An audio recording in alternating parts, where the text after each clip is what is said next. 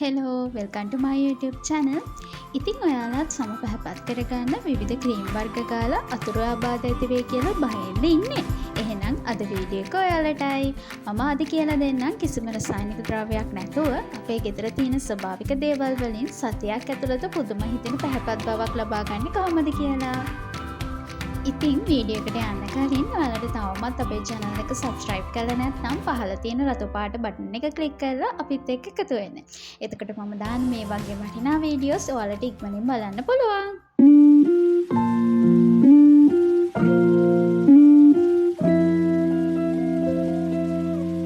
ඉතින් මේ සත්කාරයට අපිට අවශ්‍ය වෙන්නේ කස්තුරි කහ, අලයුෂ සහ යෝගට් හෝ එළකිරි.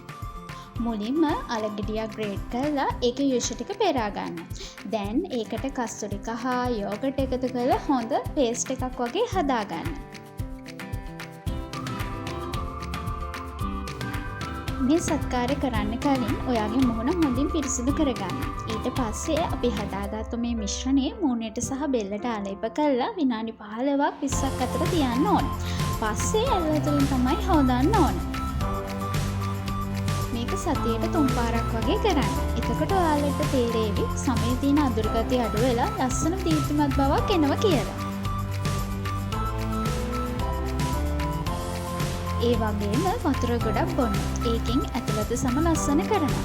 ඒ වගේම මේ දවස්වල අවුවට යද්දී අනිවාර්යයෙන්ම කුඩියක් පාවිච්චි කරන්න. නැත්නම් සන්ස්ක්‍රීන් එකක් ගාගෙන යන්න. ඉතින් මේ වගේ ලස්සන සත්කාර ඔයාලත් ගෙදරදීම කරලා පහලින් කමෙන්ට් කරන්න. වීඩියෝ එක වැදගත් කියලා හිතෙනවා නම් යාළුවන්ටත් ෂෙයා කරන්න. තවත් මෙවැනි වීඩියෝ එකකින් හම්බ වෙමු. ඒත් එක්ක ඔයාලට සුබ දවසක්.